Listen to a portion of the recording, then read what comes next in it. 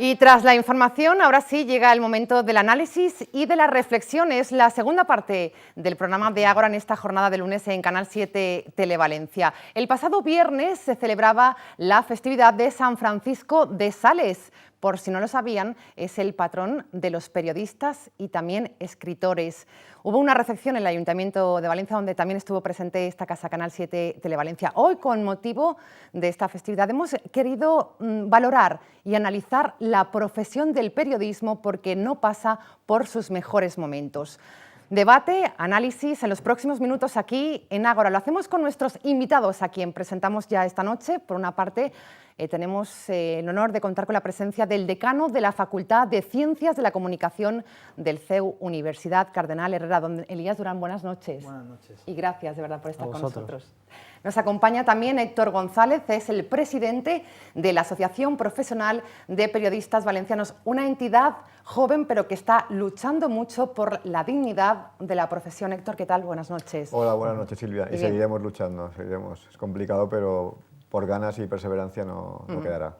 Y también hemos querido contar con dos patas más en esta tertulia, la parte de los medios digitales, que abre una puerta y un futuro también importante para los periodistas. Para ello nos acompaña Manuel Furió, él es el presidente de la Asociación de Medios Digitales de la Comunidad Valenciana. Manuel, buenas noches. Hola, buenas noches. Y gracias también por estar con nosotros. Gracias a vosotros por invitarnos. Ejemplo de emprendedor, periodista, es el director del periódico De Aquí, y esta noche también hemos querido contar con su presencia para valorar el futuro de los medios impresos. Pere Valenciano, buenas noches. Muy buenas noches. Un periódico que se inició también recientemente joven y con una trayectoria ya consolidada, ¿no?, de momento. En diciembre del 2010, en papel, vamos, sí. Bueno, 3 años luchando con un periódico gratuito de papel que es bastante difícil. Medios impresos versus medios digitales. Lo abordaremos esta noche, pero antes, datos terroríficos, si me permiten la palabra, porque más de 11.000 profesionales del periodismo han perdido su trabajo desde que la crisis estallara en el año 2008. Desde entonces hasta la actualidad, el desempleo en el sector periodístico ha aumentado en un 132% y se han cerrado nada menos que 284 medios de comunicación.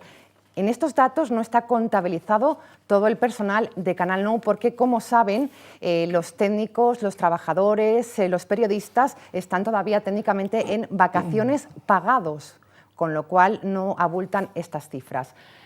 A mí me gustaría comenzar con estos datos, decano. La verdad es que terroríficos, por decir algo, estremecedores. Sí, no es la primera vez que la profesión pasa por unos medios, o sea, por una época tan dura, pero es cierto que desde el 2008, cuando empezó la crisis fuerte, el periodismo ha sido quizás uno de los sectores más afectados con la construcción. También derivado por ello, derivado por la caída publicitaria que ha habido. Y también, bueno, pues yo creo que la crisis hasta cierto punto ha puesto en entredicho lo que es la propia profesión y ha mostrado las debilidades que tiene. Por tanto, yo creo que es hasta cierto punto positivo que en el futuro aprendamos para saber lo valiosa que es esta profesión. Bueno, ya entraremos en más materia, pero yo creo que también veníamos de unos años dorados y creo que no reflejaban la realidad tampoco de lo que es el periodismo. Yo creo que no lo era. Bueno, primera valoración y entramos enseguida en debate, como decía Elías. Héctor, primera impresión de estos datos. Como dices, son terroríficos y cabe apuntar que esos datos únicamente contemplan lo que son medios convencionales, no refleja la situación en gabinetes de comunicación, en universidades, en empresas que gestionan también la comunicación externa de otras sociedades. Si sumáramos todos esos datos, que es más difícil de cuantificar, la cifra de desempleo sería mucho mayor. Entonces nos enfrentamos a una situación de cambio que quizá el sector no ha sabido asumir o no está sabiendo hacer frente a esa recesión económica que en nuestro periodismo especialmente resulta especialmente virulenta porque afecta directamente a la publicidad y al ingreso, a la fuente fundamental de ingreso de los medios. Las empresas, ¿en qué deciden prescindir? Muchas veces en impulsar su imagen, cuando deberían de potenciar su imagen, pero deciden impulsarlo, y eso ¿en qué deriva? En que inviertan menos en publicidad, claro, en y de publicidad ahí de es medios una de las comunicación. causas, ¿no? Y eso Analizaremos. provoca más desempleo, pérdida de puestos de trabajo en los medios, que haya menos profesionales ejerciendo y que pierda la calidad de información, que se deteriore esa información. Muchas consecuencias importantes. Primera impresión, Manuel, de cómo se está viviendo, ¿no?, esta crisis en el periodismo. Yo creo que los medios de comunicación hemos sufrido la tormenta perfecta, es decir, hemos venido de una situación en la que estábamos muy fuertes, es decir, los grandes medios de comunicación antes de la crisis apostaron por implantarse pues, en radio, en televisión, crear grandes grupos multimedias, editoriales. El globo lo hicimos muy grande y claro, al caer todo, al caer ingresos, al caer también el nivel de lectura, también la entrada de Internet también ha provocado que el papel, pues la gente ya no vaya a comprar un diario digital, sino que vaya a las plataformas digitales o a las redes sociales donde pueden encontrar esos contenidos. Yo creo que todo eso ha supuesto un gran batacazo, y ese gran batacazo supone esos 11.000 periodistas, pero claro, es lo que contaba Héctor, alrededor de ese sector periodístico hay mucha empresa afín o ligada al sector, pues, por ejemplo, kiosqueros, repartidores, todo esto también ha caído, y esas cifras también son todavía más graves. Los medios digitales, Internet, lo veremos en la segunda parte, pero también aparte de los medios impresos, televisiones, se cerraron 1.144 televisiones, 351 revistas, 313 grupos de comunicación, 332 radios, 64 medios digitales. Pero unas cifras que no habíamos vivido nunca. Lo habéis dicho, junto a la burbuja inmobiliaria pinchó también la burbuja periodística, que ha sido muchísimos grupos de comunicación, sobre todo los más fuertes, incluso también están sufriendo muy en primera persona la crisis, que apostaron por una serie de ampliaciones, se dedicaron a hacer grupos multimedia, arriesgando quizás demasiado lo que era el negocio tradicional, sin calcular exactamente el coste real que tenía aquello. Una vez la publicidad se ha hundido, pues casi todos los grupos están hundidos. No solo los que han desaparecido, sino que nos encontramos con que los grandes grupos de comunicación, tanto en la prensa, ABC, Razón, El País, El Mundo, Levante, Provincias en la Comunidad Valenciana, están, bueno, por no hablar de La Vanguardia, el periódico de Cataluña, que viven de las subvenciones de la Generalitat de Cataluña, están sosteniéndose, pero muy a duras penas, y solo se sostienen con esos ajustes radicales, muy radicales, en cuanto a plantilla. No hay un solo periódico ni un medio grande que no haya hecho un ajuste de plantilla increíble. Y claro, ahí están las cifras del paro, ¿no? Por tanto, si buscamos las causas de por qué esta crisis en el periodismo, después del sector de la construcción, el sector en el que más desempleo se ha producido desde que estallara la crisis, la encontramos en la publicidad, en la falta de ingresos.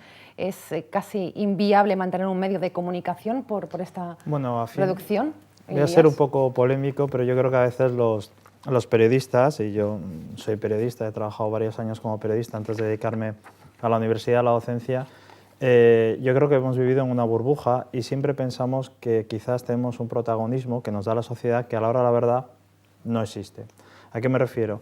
Yo creo que veníamos de una situación idílica en que los medios de comunicación en la transición española se hicieron indispensables en muchas casas. Tanto la televisión, los grandes periodistas que hoy son referencia, etcétera, fueron, digamos, como unos aliados claves a la hora de traer la transición a este país. Bueno, entonces yo creo que a partir de ahí nos hemos edificado una imagen un poco fuera de la realidad, y lo que es verdad es que a la hora de comprar un periódico o comprar una barra del pan, la gente lo tiene muy claro. Es duro decirlo, pero yo creo que tiene que ver con eso. Entonces, bueno, eso nos ha situado un poquito en la situación. Y perdona que me extienda, pero yo pongo un ejemplo siempre, ¿no? La gente tiene muy claro que determinados recortes en materia de sanidad o educación, que además se han utilizado como pretexto, no se pueden hacer. Es como algo indispensable. Hasta aquí podemos llegar. Pero en cambio la información, que para mí es una fuente básica de la vida de cualquier persona. Necesaria, además. Exacto, no lo tienen como un punto clave en sus vidas. Y la gente puede decir, bueno, pues sacrifico dinero o formación, pero que no me toque la sanidad y la educación. Y eso es una lástima, y a la vez a los periodistas nos tiene que servir para que despertemos y veamos en y la realidad. reflexionemos sobre eso. ¿Estáis de acuerdo con este punto que apunta Elías? Desde luego hemos de hacer autocrítica y quizá no hemos sabido nosotros mismos valorar o conseguir que se valore nuestro trabajo como creo que merece. No hemos conseguido que se valore, puede que en algunos casos ofreciendo productos que han deteriorado la imagen general del sector y la han dañado bastante y han provocado que se cree una serie de estereotipos que en nada responden a esa realidad del sector. Y luego también ofreciendo una prestación, ofreciendo una información, pues devaluándola en cuanto a precios. Los grandes medios, por ejemplo, no han sabido, escogieron primero cobrar por la versión de Internet, después ofrecerla gratuitamente, pensando que iba a reportar unos ingresos que luego no han sido, reportado. ¿no? Se han Ha habido reflejado. un error de cálculo por parte de los principales medios sobre la fórmula para financiarse. Entonces partimos de la pérdida de credibilidad, del error de cálculo empresarial, de la proliferación de plataformas que ha ofrecido Internet y que muchos usuarios hayan roto, que se haya roto el mensaje unidireccional que procedía de los medios de comunicación. Estamos en una coyuntura en la que los medios en general y sobre todo la mayoría de periodistas en particular no ha sabido adaptarse, pero bueno, van surgiendo otras oportunidades. Otras oportunidades. ¿Lo ves así? Sí, yo creo que el periodismo ha sufrido sobre todo aparte de una crisis empresarial, pero es una crisis generalizada en todos los sectores empresariales ahora mismo o productivos. La más importante yo creo que es la pérdida de credibilidad. Es decir, hace unos años hablábamos del cuarto poder, todos nos consideramos el cuarto poder, a fuerza de la prensa, ¿no? Que hacíamos provocar elecciones o conseguíamos cambiar de criterio ciertas ideas políticas, empresariales o sociales.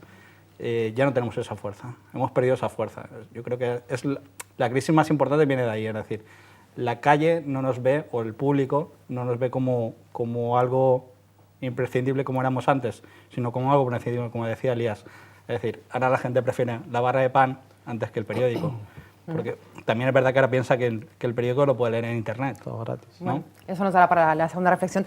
Yo me gustaría leer algunas frases porque, como les decíamos, el pasado viernes se celebraba el patrón de los periodistas, también a nivel nacional. Por ejemplo, Carmen del Riego, presidenta de la Asociación de Prensa de Madrid, decía, en cuanto a futuro de periodismo, que pasa por recuperar los contenidos que son la esencia de la profesión. Otra frase, se deben respetar a los veteranos, ya que prescindir de ello es un suicidio, afirma Carmen Enríquez, presidenta del Club Internacional de Prensa. Olga Pereda, del periódico Catalunya, considera que el periodismo profesional tiene que marcar la diferencia con el periodismo ciudadano. Pero hay muchas reflexiones sobre periodismo, sobre futuro, sobre crisis. Yo las comparto todas, desde luego. Estoy de acuerdo con todas las que han dicho las representantes de los periodistas. Creo que debemos hacer autocrítica los periodistas, lo han dicho los compañeros. Vemos en televisión, por ejemplo, muchas tertulias donde quienes dicen ser periodistas nos dejan a la profesión en muy mal lugar. Quiero decir que tú ves cualquier tertulia nocturna entre CTV, Intereconomía, o da igual, en 24 horas de televisión española, pero sobre todo las dos primeras donde hay periodistas, algunos no lo son, pero la mayoría que son periodistas, van con una lección muy aprendida, representan al Partido Popular o representan el centro derecha y este representa la izquierda o el centro izquierda. Claro, cuando el ciudadano ve estos debates y te das cuenta de que los periodistas que están ahí lo único que hacen es opinar y dar la razón solo a un sector por norma, están devaluando el trabajo de todos los periodistas. De la profesión del periodista, que debe ser objetivo. Entonces, esto ha sido algo que en la transición sí que creo que se hizo un trabajo impecable porque todos luchaban en la misma línea por la democracia y ahora una vez tenemos la democracia, ahora lo que se hace es defender a un partido o a otro según las ideas propias, según el medio en el que trabajas o según quién te paga. Bueno, Y yo esto es creo muy que has dado ahí, peligroso. sí, esto es muy peligroso, yo creo que ha dado ahí en uno de los puntos clave, ¿no? Elías, sobre lo que decía, la independencia, ¿no?, del periodista también. Sí, bueno, la independencia. Yo creo que también otra cosa que a mí me duele como periodista es que a veces a los periodistas se nos pide heroísmo. Yo creo que todo el mundo no está llamado al heroísmo. En determinadas críticas que se hicieron incluso a los trabajadores todavía de Canal No, bueno, podían estar acertadas, pero a mí había otras que decían, bueno, es que me parece que está totalmente fuera de la realidad. Nadie se le puede pedir un heroísmo hasta el punto de hacerse el harakiri en mitad de de antena, vamos, no creo que sea el tema. Sí que hay dos cosas muy interesantes. Lo primero, lo del periodismo ciudadano. ¿Qué es eso del periodismo ciudadano? O sea, que ahora parece que los periodistas estamos todos contaminados y cualquier persona se puede dedicar a denunciar un hecho. No lo va a trabajar también como un periodista, eso yo creo que es evidente. Y en segundo lugar, lo del compromiso. Yo creo que ahora es verdad que se han mezclado muchos contenidos con esto que se llama la información y el espectáculo, y que hay gente que a una, iba a decir una vedette, pero iba a parecer mi abuela, pero bueno, cualquiera, le dan la categoría de periodista, no voy a decir nombre, princesas de España y cosas de esta, diciendo es periodista. Yo recuerdo que en mi época, en la Complutense en Madrid, hicimos todos una sentada para que a Carmen Sevilla no le dieran el título de periodista cuando anunciaba eso, y me acuerdo, sí, una sentada fue interesante. ¿Se consiguió al final, no? Sí, se consiguió, yo creo que sí. Bueno, de todas maneras, el tema es ese, ¿no? Que se ha mezclado y por otro lado se habla que es que el periodista no tiene compromiso. Bueno, ¿compromiso con qué? ¿Compromiso político o compromiso con la verdad? Eso es un poco el tema en el que deberíamos estar los periodistas, no tanto estar tan pegados a un partido, sino pegados a un compromiso, entre comillas, con la verdad. Y eso es uno de los fallos que posiblemente nos haya castigado mucho. Como presidente de la Asociación Profesional de Periodistas Valencianos, Héctor González, lo comentábamos anteriormente, uno de los objetivos de la entidad es velar precisamente por la dignidad de la profesión y por lo que comentaba Pere, ¿no? Por lo que comentaba Pere, licenciado en Ciencias de la Información. Es un poco también uno de los objetivos que se persigue, ¿no? La cualificación, la educación del periodista que va a ejercer en un medio. Por supuesto, sobre todo para que el ciudadano sepa que quien le informa está cualificado para informarle.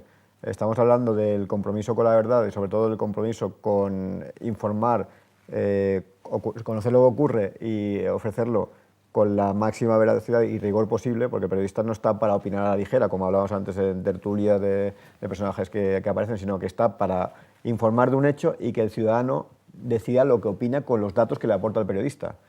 Entonces, para que el ciudadano tenga la garantía de que quien le aporta esa información está cualificado, tiene un rigor, tiene una ética y sobre todo una preparación, hace falta que sea licenciado, igual que licenciado en periodismo, por supuesto, igual que cuando le asiste un abogado quiere que sea licenciado en Derecho y que no sea un enfermero que se ha puesto una toga de abogado, o cuando va a un hospital quiere que quien lleve la bata blanca sea un haya médico. pasado antes por la Facultad de Medicina. Esto no está, ¿no?, en la conciencia del ciudadano, ¿no?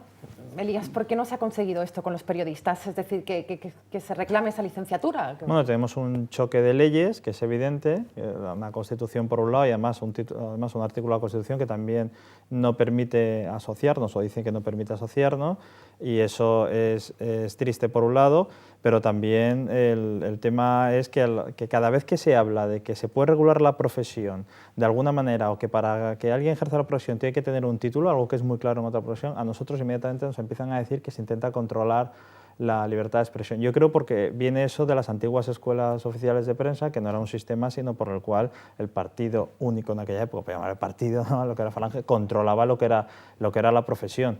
Bueno, yo creo que una cosa no está reñida con la otra. Para nada. Y precisamente de aquella regulación que existía, entre comillas, era una dictadura, por supuesto, salieron grandes periodistas y que han sido maestros de un montón de periodistas de hoy. Por tanto, yo creo que una cosa no tiene que estar reñida de todo. Pero sobre todo a las empresas, cualquier cosa que signifique regulación, inmediatamente saltan. No, es que estos son los viejos tiempos, estos son el totalitarismo. Sobre la regulación, Manuel, hablaremos también al final de la creación del colegio profesional. Es uno de los temas que también nos hemos puesto como objetivo esta noche en Ágora, comentar. Lo de que la regulación bueno, pues que no se exige la licenciatura, ¿no?, para trabajar en un medio de comunicación. Bueno, es lo que comenta Elías, es decir, yo creo que no hay voluntad de esa puesta en marcha, ¿no? Yo creo que por eso las asociaciones en las que estamos, Héctor y más gente implicada, estamos haciendo una labor importante, porque lo que necesitamos es que alguien por lo menos dé la cara por ese periodismo, por dignificar la profesión. Es decir, venimos de una época muy mala y lo que necesitamos buscar es ese prestigio, por lo menos a nivel de calle, a nivel profesional, porque tal como está la situación ahora mismo, con diversos seres y situaciones de cierres de medios de comunicación, lo que necesitamos es alguien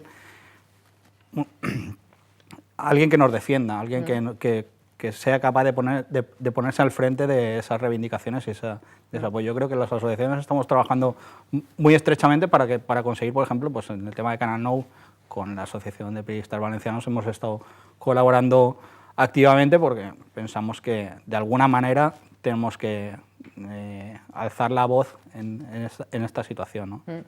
Bueno, pues Canal No sé si Héctor quería decir algo por Simplemente, cerrar y entramos en como el... recordaba Elías, que partíamos de tiempos pasados y que igual esas reminiscencias han provocado ese anquilosamiento en parte de la profesión.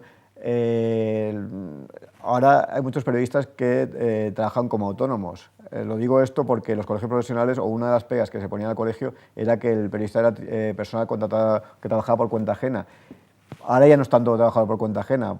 Es uno de los motivos por los que el colegio, igual que los arquitectos, son trabajadores por cuenta propia, muchos arquitectos, o abogados, la profesión de periodista sigue esa tendencia, nos guste o no, y sigue la tendencia de que haya periodismo mucho más allá de los medios de comunicación. De hecho, el 43% ya de los periodistas contratados trabaja en gabinetes de comunicación. No olvidemos, me gustaría también tratar esa salida laboral del periodista, porque es fundamental para las empresas tener una persona que lance su imagen y que le explique al ciudadano qué es lo que hace objetivamente esa empresa. Y afortunadamente, por lo menos así lo demuestran los datos, en el resto de Europa sí que está muy consolidada esta figura del periodista que dirige esa empresa, pequeña, mediana, para bueno, pues comunicar, ¿no? En definitiva, que es algo muy importante. Entramos, si les parece, en el capítulo de Canal No, porque sí que queríamos bueno, pues tener la versión también esta noche de nuestros invitados aquí en Ágora, en Canal 7 Televalencia. Pasará a la historia el año 2013, como el año en el que se cerró Canal No, Radio Televisión Pública Valenciana. Un tema que fue seguido por los valencianos, pensábamos que nunca iba a llegar ese momento y lo seguimos en directo. Además, se pudo retransmitir en directo esa muerte, ¿no?, de Canal No. ¿Cómo se vivió, Elías Durán, como decano de la Facultad de Ciencias de la Comunicación, el cierre de Canal No? Hay que pensar que los estudios de periodismo en nuestra universidad, en la CEU Cardenal Herrera, han sido los estudios decano. Por tanto, casi todos los estudiantes pasaron por nuestras aulas, muchos de ellos acabaron en Canal No. Por tanto, un gran tanto por ciento de los trabajadores eran de formación de nuestra universidad. Por tanto, se vivió con muchísima pena. Además, ahora se está publicando ya que Madrid ya se está barajando que si el Tribunal Superior hace un fallo parecido, Telemadrid va a correr la misma suerte. Entonces, esto es una escalada. Bueno, han caído varias cosas en la comunidad, ¿no? Han caído bancos que parecían imposibles, ¿no? Y ha caído ahora también lo de Canal No. Canal No. Lo que pasa es que yo creo que Canal No tiene un valor, como una caja de ahorro también, yo digo que no, pero tiene un valor simbólico muy importante. Y yo creo que una cosa es racionalizarla y otra cosa es dejarla caer. Yo creo que eso es lo más grave. Pere, dejarla caer. Se vivió muy intensamente ese ERE, el Tribunal Superior de Justicia lo declara nulo. Alberto Fabra lo tiene claro desde el principio cuando se conoce la noticia y anuncia el cierre definitivo. ¿Se podía haber evitado? Se debía haber evitado. Yo no sé si se podía, yo creo que se debía y por lo tanto si se debía, se podía. Canal No es la Radio Televisión Valenciana, es radio televisión pública de los valencianos con un objetivo claro de vertebración, de apuesta por el valenciano, y nos hemos quedado huérfanos de una televisión pública en valenciano, con una producción, un trabajo de producción propia muy importante, que vamos a ver todas las productoras y todos los trabajadores que dependían directamente, o sea, casi directamente de Canal No, que es lo que van a poder hacer ahora. Creo que es un error histórico y debería corregirse. Debería corregirse, si no lo hace el Partido Popular, lo tendrán que hacer otros si gobiernan en el futuro. Pero si es el Partido Popular el que vuelve a gobernar, tiene que corregirlo. Es una televisión de todos y una mala gestión, además atribuida prácticamente al 80% a los que la dirigen, que en este caso es el Partido Popular, no puede ser la excusa para terminar con ella. Corrige, mejora la gestión. Yo entiendo que, aunque seamos periodistas, yo sí que entiendo que había que reestructurarla, que sobraba gente, pero claro, de ahí al los cierre. que la matan son los que han ido haciendo una línea muy ascendente de estructura, de plantilla. Es decir, había que haber vuelto otra vez a una estructura lógica para una televisión pública como la nuestra, pero no llevarla al cierre. Héctor, se vivió también muy intensamente como asociación de periodistas, estuvisteis muy cerca de todos los acontecimientos, incluso el día del cierre, creo que tuviste la oportunidad de estar presente con los compañeros. ¿Se podía haber evitado? Le preguntaba yo a Pere. coincido plenamente con Pere en cuanto a que se podía haber evitado. Es cierto, y que se debía haber evitado, es cierto que acarreaba o que arrastraba, tenía un lastre de muchos errores cometidos en el pasado. El primero era la injerencia habitual de los políticos en la televisión pública. Se han acostumbrado tanto en la etapa del Partido Socialista como en la etapa del Partido Popular a designar al director que quisieran, daba igual que tuviera vinculación con medios de comunicación, que supiera el sector o que no supiera, lo importante es que fuera fiel a esas siglas. Y a partir de ahí el organigrama o la estructura del organigrama marcaba en cierto modo parte del contenido, lo cual suponía un deterioro de esa televisión y una pérdida de credibilidad para los ciudadanos. Dicho esto, y también hablando de la sobredimensión que posiblemente ha tenido Radio Televisión Valenciana, porque la situación actual no está para permitir esa estructura tan grande, es un error garrafal el cierre, porque nos priva a los valencianos de un medio de información básico, que no hay un suplente, no hay un plan B. Y no olvidemos la precipitación y los malos modos, entre comillas, la forma del cierre. Formas, como se hizo con un comunicado una tarde y una intervención 2 o 3 días después del presidente de la Generalitat aclarando en parte a qué se debía, luego un supuesto plan de los trabajadores para ofrecer una viabilidad a la empresa que la Generalitat dijo que recibo, que no recibo, que me lo estudio, que te respondo, y que era un Las formas del cierre de Canal Nou, Manuel, Elías, muy improvisado todo, ¿no? Se vivió todo muy como... Muy precipitado. Precipitado, ¿no? Sí. Yo creo que se tenía que haber gestionado tanto el cierre como luego la decisión como la gestión de ese cierre tenía que haber gestionado de otra manera. Yo creo que Canal Nou tenía una razón de ser. Creo que la apuesta por el valenciano, por una información cercana, próxima, una información de las fiestas, de las tradiciones, de los clubes deportivos, de la sociedad, de la cultura valenciana, que ahora mismo no hay un cauce en el que poder informar, pues, por ejemplo, de cosas tan sencillas, aparte de las televisiones locales, comarcales. Como Canal 7, sí, o como... Exacto. Pero no hay un altavoz autonómico para poder dar a conocer lo que realmente está pasando en la Comunidad Valenciana. Apuntaba Héctor algo interesante, la objetividad, la falta de credibilidad, ¿no?, de Canal Nou, que bueno, antes del cierre también se comentaba, quizás ahora menos, pero bueno, hay que reconocer que estaba ahí ese problema, como por ejemplo que chocó que una de las últimas entrevistas que se realizaron en las emisiones de Canal Nou fue a la presidenta de la asociación del accidente del metro en Valencia. Todo eso chocó mucho, ¿no? Era un poco todo, Elías, rocambolesco, ¿no? Yo creo que Berlanga hubiese hecho un guión del final. Yo prefiero no hablar de lo que pasó, bueno, voy a hablar, pero yo creo que el último día fue muy desacertado por su parte. Yo creo que la última mesa a quien sentaron, porque estaba al final también determinados políticos también sacando tajada de ese drama, yo creo que eso fue un auténtico disparate con Paco Telefunken, etcétera, etcétera. Yo creo que aquello pues pasará a los análisis de lo que es el esperpento al que a veces nos tenemos acostumbrados, ¿no? Forma parte de lo que somos sí, los valencianos. Sí, los valencianos. Un poquito de cierre, pero con fallero.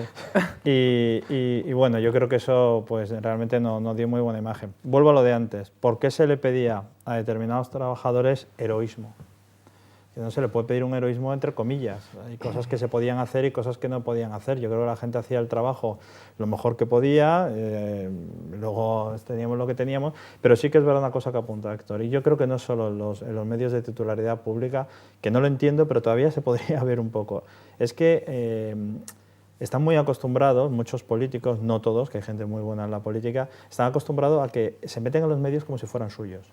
Y una cosa es que un medio te pueda apoyar, pero otra cosa es que el medio sea tuyo.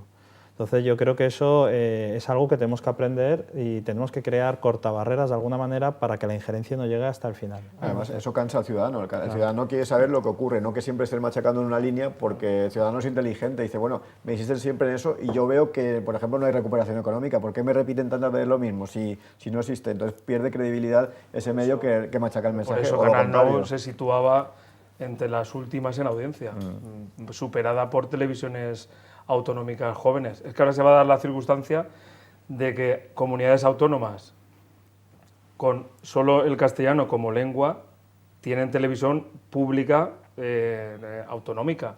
Está Murcia, está Castilla-La Mancha, aunque es un poco mixto, creo que el modelo, y otras muchas. Es decir, entonces nosotros, si hacemos análisis, somos qué tipo de pueblo, qué tipo de autonomía somos. Si nosotros realmente sí que necesitábamos una televisión pública para promover el valenciano, si la ley de creación de Radio Televisión Valenciana es clarísima. Pública, plural. Que quienes la han gestionado han incumplido lo que decía la propia ley de Radio Televisión Valenciana. Se han comprado series americanas, se han comprado películas americanas, se ha emitido Fórmula 1 cuando La Sexta estaba emitiendo Fórmula 1. Se ha hecho un derroche, Tómbola pagaba 2 millones a cada uno de los supuestos periodistas del Corazón. Auténticas barbaridades que han salido a la luz tras el cierre de Canal Nou. Por cierto, antes de irnos a publicidad, los trabajadores esperando que se resuelva ese ERE, no sé si se sabe algo más, ¿seguirán cobrando, siguen cobrando? Lo que se sabe es que... Se sabe que siguen cobrando, pero no sabe hasta cuándo, si hasta principio de marzo, porque realmente los 30 días de negociación todavía no se han iniciado, están a punto de iniciarse, lo leemos cada día. Para que se efectúe ese ERE de extinción. Y acuerden cuántos días va a percibir por año trabajado cada trabajador, y sobre todo las condiciones finales, también si hay algún plan B, no de claro, y trabajadores que ya habían sido afectados por el ERE, que tienen que devolver, bueno, esto es un poco de lío, ¿no? Sí, de todas maneras, yo creo que en Canal Nou hay magníficos profesionales y a lo mejor que tienen que cambiar las cosas, igual que con este medio y con tantos otros que representáis aquí, y el motor tiene que empezar a ser distinto. O sea, tampoco tiene por qué ser Canal Nou, o no debió ser, o se transformó en el motor que tirase de todas las productoras y de todas las cosas de la comunidad. A mí, concretamente, eso no me gusta, porque además considero que al final va a haber una ausencia de libertades. Yo en ese aspecto creo un poquito más en que haya una pluralidad muy grande y mucha competencia. Entonces, yo creo que hay trabajadores muy buenos, van a tener ideas, van a sacar contenidos, algunos ya lo están haciendo, se están moviendo por televisiones, y eso yo creo que va a generar un ambiente, creo que de esperanza en el futuro. Y poco a poco, esta comunidad es una comunidad muy dinámica y yo creo que al final se podrá ver movimiento y se podrá recuperar el panorama audiovisual. Bueno, pues me gusta ese mensaje positivo, Elías. Con ese mensaje nos vamos a ir a publicidad. Pero no se vayan porque todavía nos queda mucho por reflexionar esta noche sobre la profesión del periodismo. ¿Qué futuro tiene la profesión? Haremos en la segunda parte un versus medios impresos, medios digitales. Esta noche en Ágora hablamos del periodismo. No se vayan, hasta ahora mismo.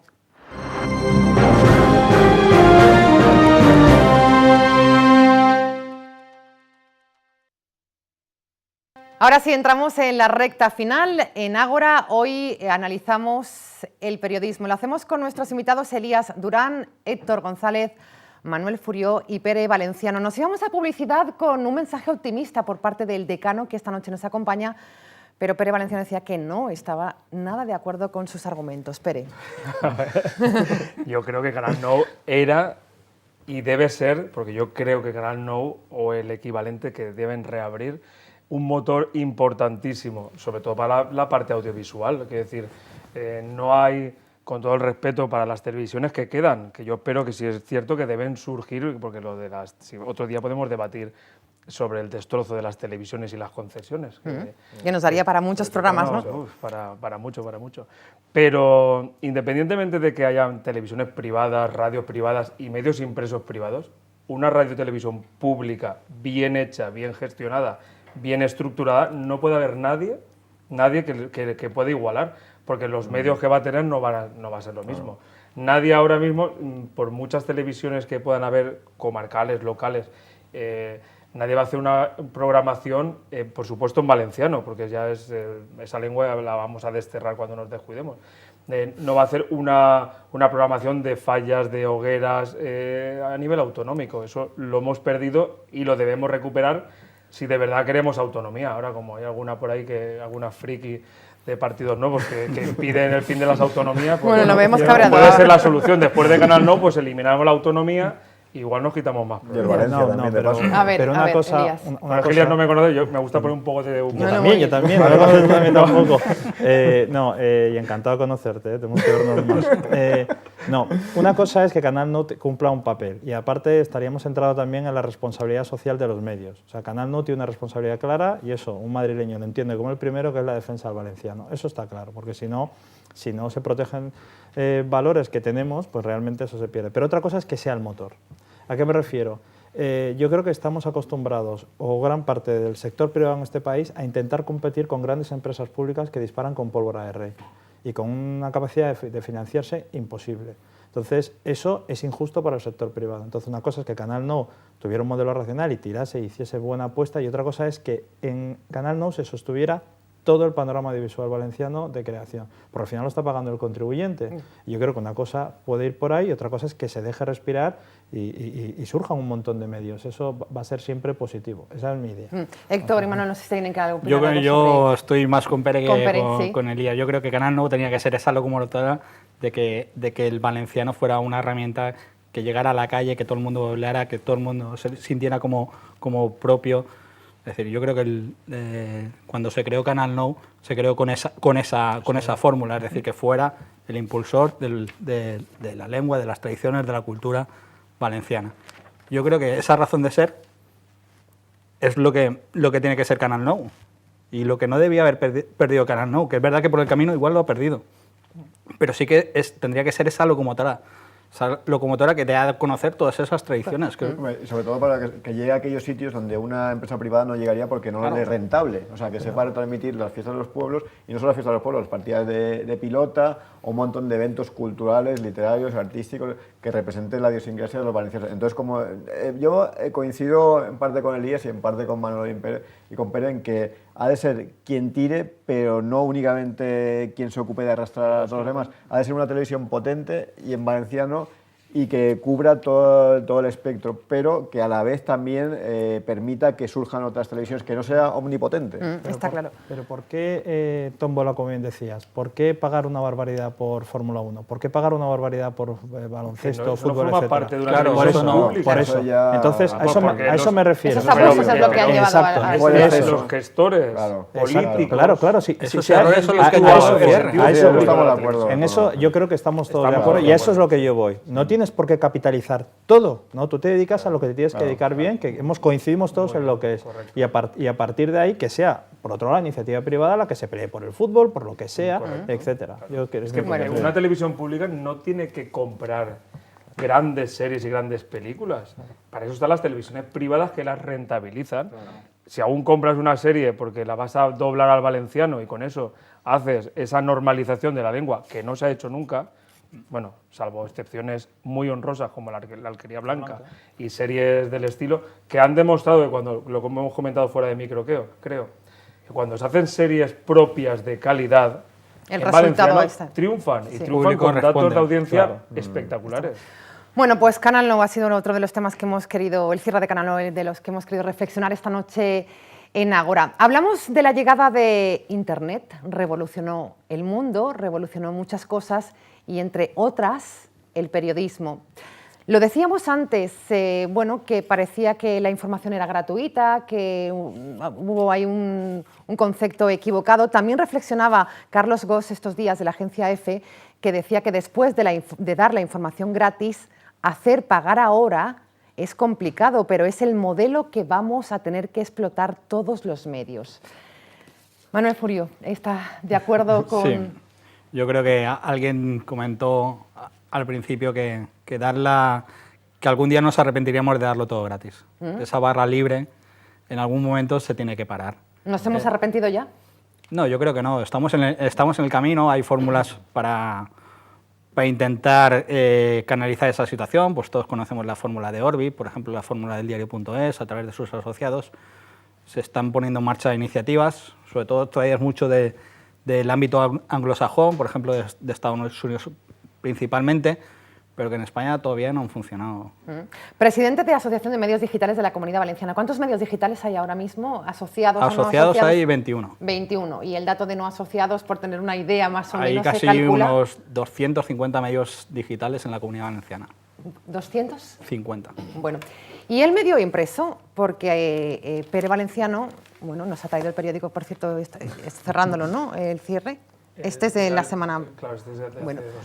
¿Este gesto se está perdiendo, Pere, de coger un periódico, abrir las páginas, leer las columnas, Sí, cuando existe es y que se hablamos mantiene...?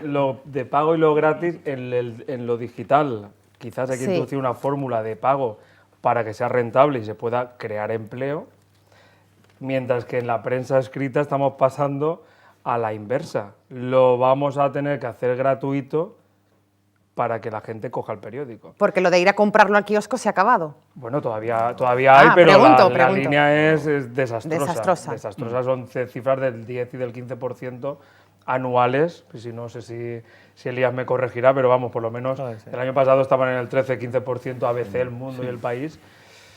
La gente no quiere gastarse dinero, muy mal. Bueno, si es el mío lo puede coger, que sea. Pero cuando la un- prensa de pago es sí. importantísima. Un periodista, perdona que te ponga como ejemplo esta noche, pero me lo vas a permitir. Un periodista Cuidado, que a ver si cierro pasado mañana. que saca adelante este proyecto en 2 años, que se consolida, que tiene una apuesta, es porque lo impreso todavía tiene futuro, Elías. Yo creo que sí, y la prueba es que es un hueco de mercado al que a lo mejor no están llegando otros medios generalistas. Aparte tenemos que entender que hay una parte de la población que todavía está muy vinculada al papel. Nosotros no somos lo que se llama ahora, ¿no?, que suena tanto los nativos digitales. Hay otra realidad que dice... Nativos digitales. Sí, se dice así, y hay otra realidad que lo dice, y ocurre en las facultades de comunicación, y es que los alumnos no van con periódico, y es más, a veces incluso no saben dónde termina una columna y empieza otra. No están acostumbrados ya a ver el papel, lo ven como una cosa súper antigua. Entonces va muy rápido, pero por otro lado hay una parte de la población muy importante en el que el papel tiene todavía una distinción, pues, de calidad y de veracidad que no tienen las redes sociales o los periódicos digitales, etcétera. Yo creo que todavía las cabeceras sí que tienen mucha potencia. Sí, Héctor. Sí, quería matizar que no solo eso. En el último número de la FAPE, la Federación de Asociaciones de Periodistas de España, en uno de los artículos comentan que el 75% de los altos ejecutivos consultan la versión online y la versión impresa de los medios. Lo que sí que están tendiendo muchos medios impresos es ir a la cúspide, a los sectores de poder, a convertirse en referencia, porque no olvidemos que el periódico impreso aporta una credibilidad que quizá no aportan otros medios. Sí, tiene un valor añadido. Tiene ese valor añadido que, aparte de que de una porción de la población, un segmento, quizá de mayor edad, que los alumnos de Elías está acostumbrado y disfrute leyendo, comprando cada día el periódico y hojeándolo, también quienes deciden el futuro político, económico, también se basan en esas decisiones en el medio impreso. Entonces, Es un dato curioso. Es importante como medio de influencia y como medio de relevancia para un sector importante de la población. Por tanto, yo le auguro todavía unos cuantos años. ¿Y Manuel Furió? Yo creo que hablamos siempre de esa guerra entre el papel y el digital. Yo creo que... Pero os lleváis bien, ¿no? Por lo que veo. Sí, sí. En lo personal, seguro. Sí, sí. Yo creo que no hay ninguna guerra, es decir, lo que estamos haciendo es hacer periodismo. Claro. El formato que utilicemos es lo de menos casi. Es decir, yo creo que hay fórmulas válidas en papel y en digital. Bueno, Igual, los dos formatos, es decir, no se está haciendo por hacer papel se prestigia más la publicación y por ser digital se prestigia menos. Cada vez se da más importancia a los digitales, pero por el acceso... trabajo es el mismo Sí, sí, para yo un creo medio que digital que para un medio impreso. Pérez trabaja en una redacción y ha trabajado en una redacción en papel y una en digital y se trabaja De hecho, del trabajo también Exacto, digital, trabaja... trabajo en ambas plataformas. Pero da más dolor de cabeza el impreso, ¿no? Pues muchísimo. Por estar pendiente de la rotativa, No, que todo salga sí. bien. Yo creo que el periodismo impreso, por muchos años que pase, no va a desaparecer. Se puede ser que se reduzcan las cabeceras, como el número de cabeceras que hay, con la crisis desde luego no se pueden mantener. Habrá una coexistencia, pero el digital, y yo estoy también en el ámbito digital y creo que tiene todo el presente y futuro, sobre todo tiene futuro, porque lo que le falta es la rentabilidad. Y tiene un problema también, que es la absorción de las plantillas de los periodistas y los profesionales que se pierden en los medios tradicionales. No sé, esa transición Claro. no se ha producido y no sé cuándo se va a producir. Hay una brecha que todavía no ha habido una unión entre lo que es el fin del periódico de papel o la reducción y El auge, y la ¿no? línea ascendente de lo digital.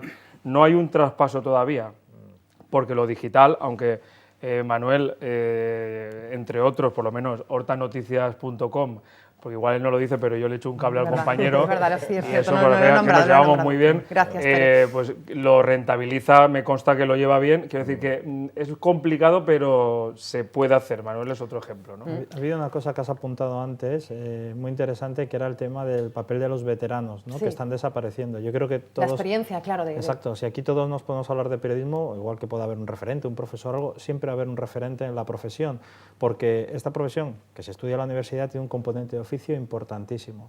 Entonces ahora se está descapitalizando de manera de personas valiosísimas que tienen cierta edad y era el que pasaba el testigo. Porque es verdad que uno estudia, es joven, llega con muchos problemas, igual que un médico que llega a un hospital y se da cuenta que, bueno, que sí, una rodilla es así, pero la realidad es lo que hay. Y ahí te cogía alguien y te formaba, te enseñaba los trucos, te enseñaba el oficio, que todavía es más o menos... Y eso está desapareciendo. Y hay un gap, me voy a poner en inglés, increíble entre esas dos generaciones y eso va con... Vamos, eso es un Va a problema... repercutir Bueno, a la larga. se está... Es un fenómeno que, si no me corriges, yo creo que se da especialmente en este país, pero en el mundo anglosajón, los veteranos son los más... valorados, reconocidos. Que es un error que desde mi punto de vista garrafal prescindir de periodistas increíbles. Claro, pero eso es lo que está ocurriendo hoy en día en las redacciones de las radios, de las televisiones, de los periódicos, becarios que se hacen cargo de secciones importantes de un periódico, Héctor, eso deriva, con la consecuencia de la falta de calidad, ¿no?, de ese producto. La calidad del producto y agrava esa pérdida de credibilidad de la que hablábamos. Falta la inversión por parte de las empresas. Antes hablábamos de muchas empresas que por la crisis decidieron, no vinculadas al periodismo, a la comunicación, decidieron invertir menos en difundir sus contenidos.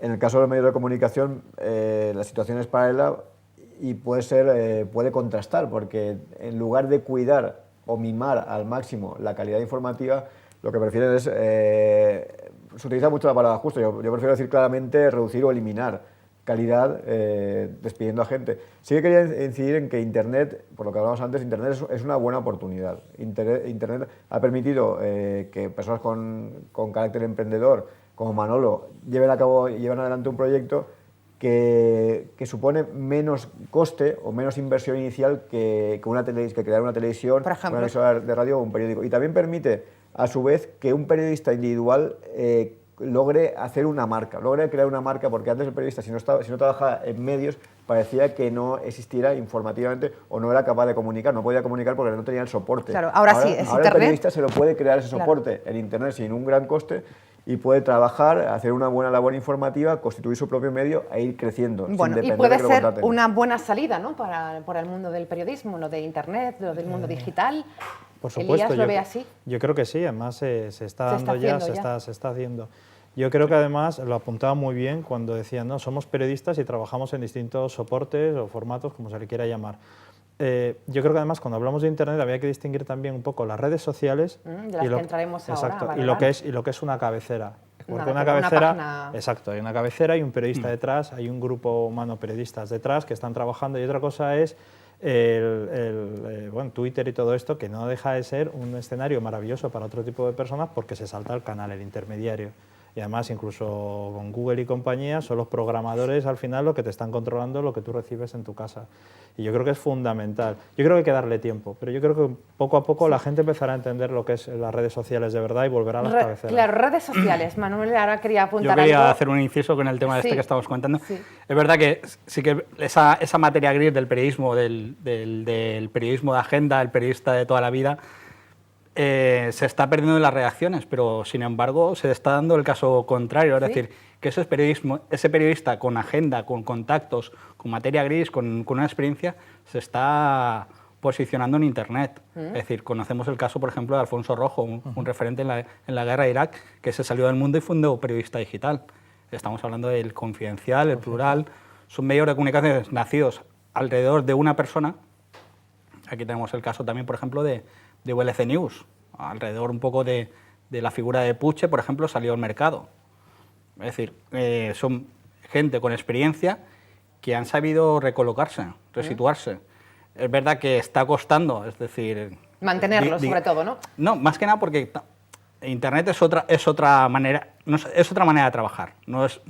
Es periodismo, pero es otra manera de trabajar. Las herramientas son diferentes, ¿no? Es lo que estamos hablando ahora de las redes sociales, ¿no? Y ese periodista clásico, no lo llamamos antiguo tampoco, le cuesta un poco coger el paso, pero una vez coge el paso, está bastante activo. Igual, sí. El tema de las redes sociales, porque entramos ya en los minutos finales, en la recta final, y esto nos daría para un programa especial. ¿Vale todo en las redes sociales, Decano? ¿Se puede considerar periodismo lo que estamos viviendo? Esto da un poco de vértigo, ¿no? La información en las redes sociales. Hablabas antes de dónde se están colocando muchos alumnos o estudiantes, se está buscando, y un montón además de trabajadores, y es la figura esta nueva que ha surgido, el Community Manager.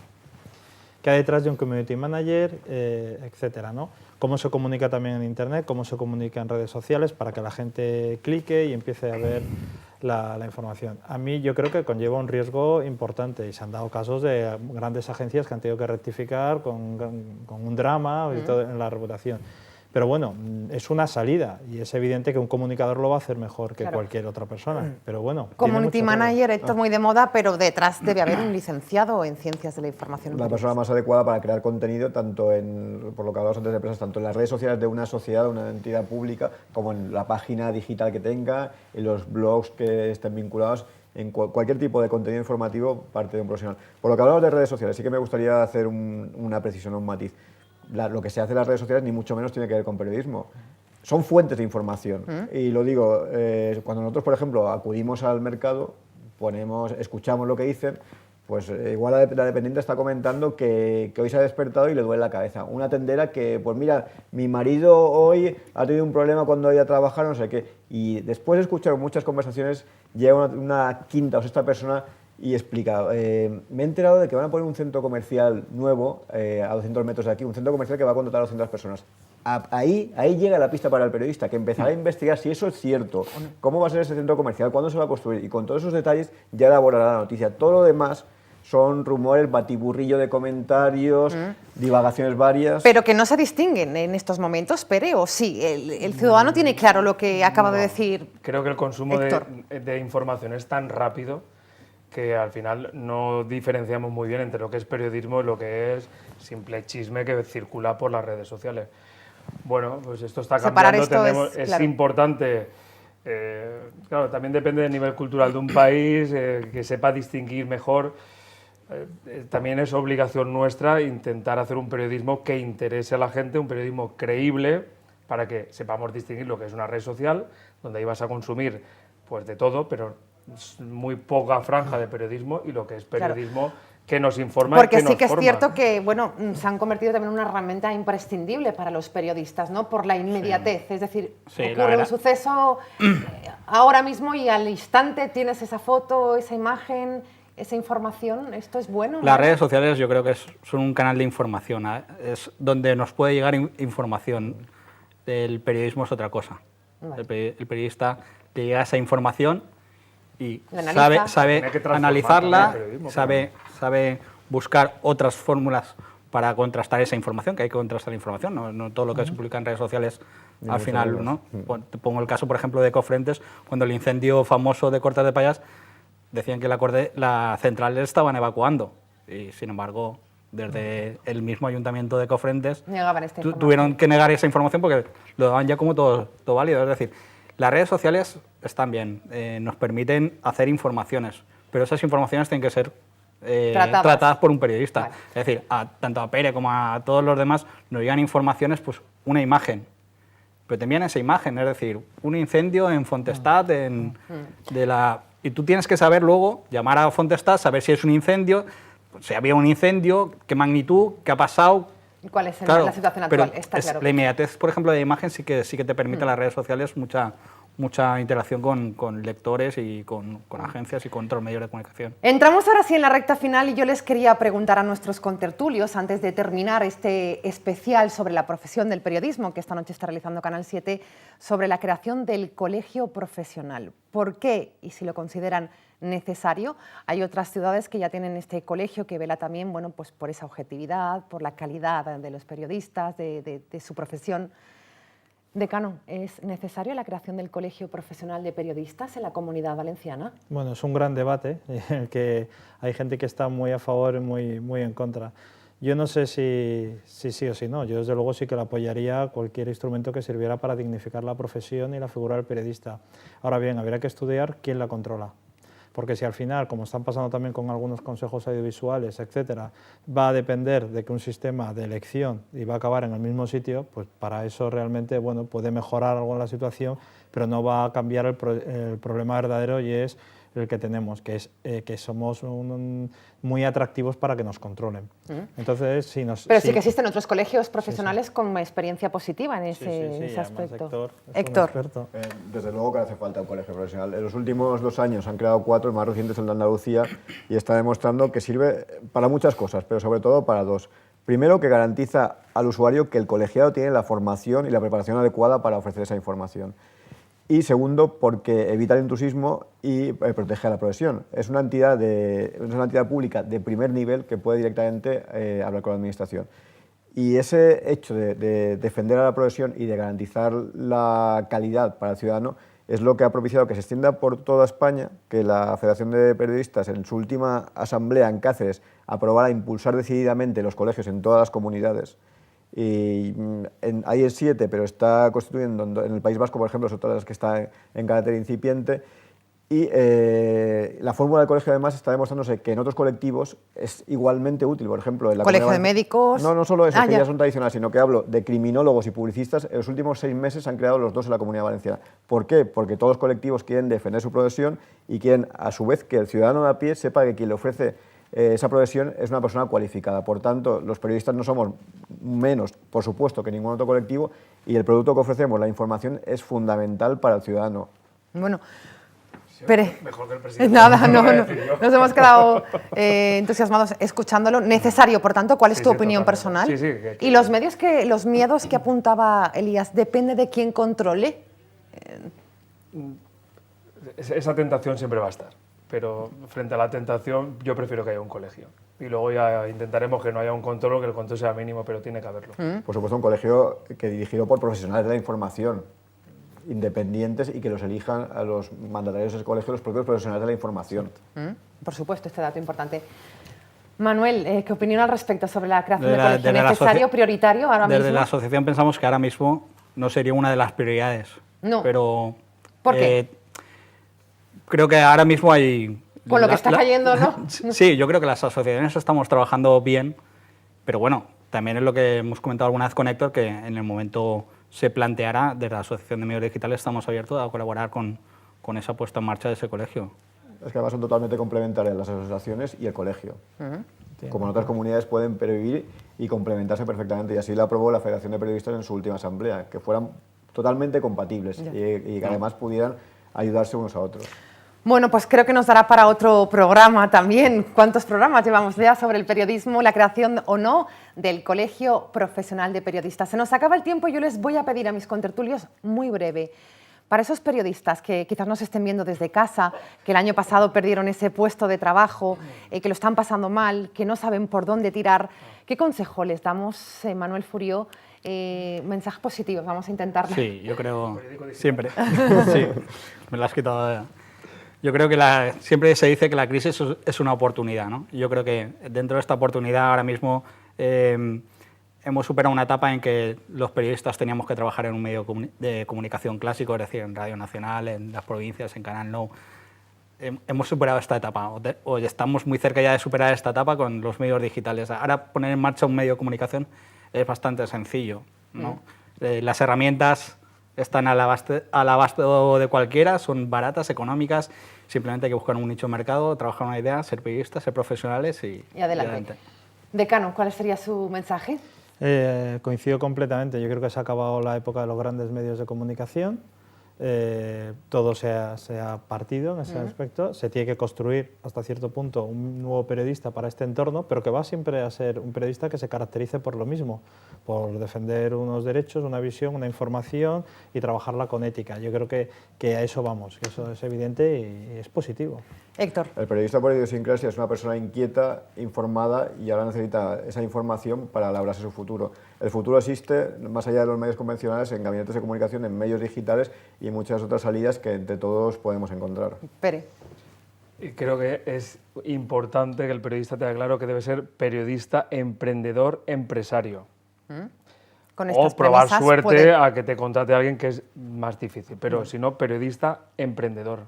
Y hay muchas maneras de emprender. Digital, Impreso. una batalla extraña como un periódico impreso gratuito, pero hay muchos nichos, hay muchos nichos. Hay que luchar, ¿no? Hay que luchar. Pues muchísimas gracias, de verdad, a nuestros 4 invitados, porque nos hemos sentido arropados esta noche con sus reflexiones, con su análisis. Elías Durán, Manuel Furió, Héctor González, Pere Valenciano, gracias a los 4. Y a ustedes gracias por estar ahí. Hoy Ágora sobre el periodismo. Mañana nos encontramos como siempre a la misma hora a partir de las 8 de la tarde. Les espero en Canal 7 Televalencia. Buenas noches. Hasta mañana.